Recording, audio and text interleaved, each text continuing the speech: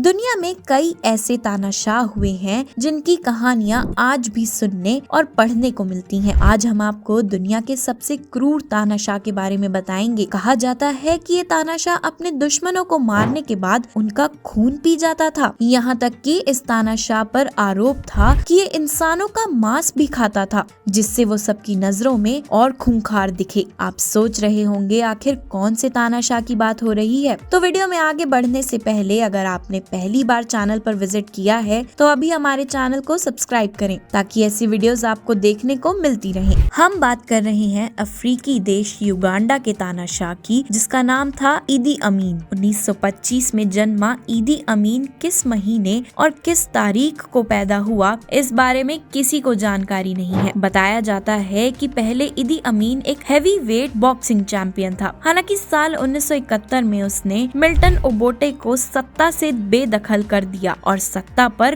काबिज हो गया। इसके बाद उसने युगांडा पर 8 सालों तक राज किया है। तानाशाह ने अपने शासन के समय हजारों लोगों की हत्या करवा दी थी। कुछ मानवाधिकार समूहों की रिपोर्ट में दावा किया जाता है कि उसने अपने 8 सालों की शासन के दौरान करीब 5 लाख लोगों की हत्या करवाई थी। युगांडा पर शासन कर रहा तानाशाह ने एक दिन अचानक ऐसा फरमान सुनाया जो युगांडा में भारतीय मूल के लोगों के लिए एक झटका था। उसने अपने आदेश में कहा कि भारतीय मूल के लगभग 80,000 लोग देश छोड़कर चले जाएं। इसके अलावा उसने अनुमति दी थी कि हर परिवार अपने साथ सिर्फ 2 सूटकेस और 50 पाउंड ले जा सकते हैं। तानाशाह के इस फैसले से भारतीयों में अफरा तफरी मच गई। अपना सब कुछ छोड़कर लोग देश छोड़कर भाग गए। सिर्फ 8 साल में उसने इतनी क्रूरता दिखाई जो इतिहास में कहीं नहीं मिली। सिर्फ 8 साल में उसने इतनी क्रूरता दिखाई जो इतिहास में नहीं मिलती है। उसे इंसानियत का दुश्मन, हैवान, राक्षस, आदमखोर और ना जाने क्या क्या कहकर पुकारा जाता है। एक सामान्य सैन्य अधिकारी से सत्ता के शिखर तक पहुंचने वाला ईदी अमीन ने हैवानियत की सारी हदें पार कर दी थी। एक किताब state of blood the inside story of ईदी अमीन में भी अमीन की इन्हीं क्रूर और रहस्यमयी बातों का जिक्र है। किताब के लेखक हेनरी कैम्बा ने ईदी के साथ रहते हुए एक घटना का जिक्र किया है। वो बताते हैं कि ईदी एक बार अस्पताल के मुर्दा घर पहुँचे। वहाँ कुछ समय मुर्दों के बीच अकेले रहे। माना जाता है कि ईदी ने इस दौरान शवों का खून पिया। हालांकि कहीं भी इस बात की पुष्टि नहीं है। किताब में इसका हवाला भी है कि कैसे एक बार ईदी ने अपने अधिकारियों को बताया था कि वो कई बार इंसानी गोश्त खा चुका है। शरीर से बेहद ताकतवर ईदी 1950 के दशक में देश का नामी हैवीवेट बॉक्सिंग चैंपियन रहा। साथ में वो रग्बी भी खूब बढ़िया खेला करता था। ताकत से जुड़ी इन खूबियों के साथ राजनैतिक और निजी मामलों में ईदी बेहद क्रूर रहा। माना जाता है कि वो एक साथ ढेरों महिलाओं से प्रेम संबंध रखता था। पूरे युगांडा में उसका हरम था, जिसमें अलग अलग पेशों में रह रही महिलाओं से उसके संबंध थे। उसने 6 शादियां की। वैवाहिक संबंधों से मिलाकर ईदी के लगभग 40 बच्चे थे। इन सब बातों से आपको लग रहा होगा कि आखिर इतने खतरनाक आदमखोर की मौत की कौन सी वजह रही होगी। अगर आपसे कहा जाए कि ये आदमखोर अपनी मौत को सामने देख भागने पर मजबूर हो गया तो क्या आप विश्वास करेंगे? सही सुना आपने,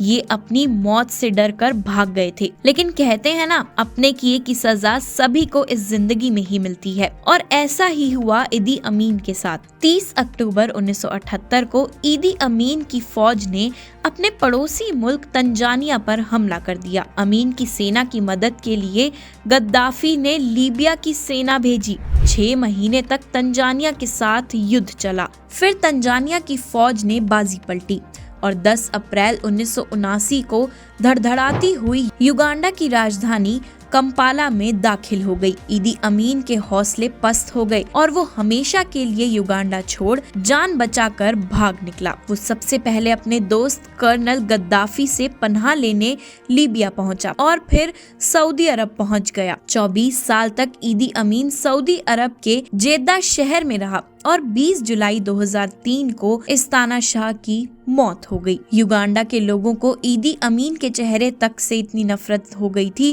कि उसकी लाश तक को अपने देश में दफनाने की इजाजत नहीं दी। तो कैसी लगी आपको ये जानकारी, हमें कमेंट्स में जरूर बताएं। वीडियो अच्छी लगी हो तो वीडियो को लाइक और शेयर करना ना भूलें। ऐसी और भी जानकारी पाने के लिए अभी सब्सक्राइब करें हमारे चैनल हिंदी बायोग्राफी को।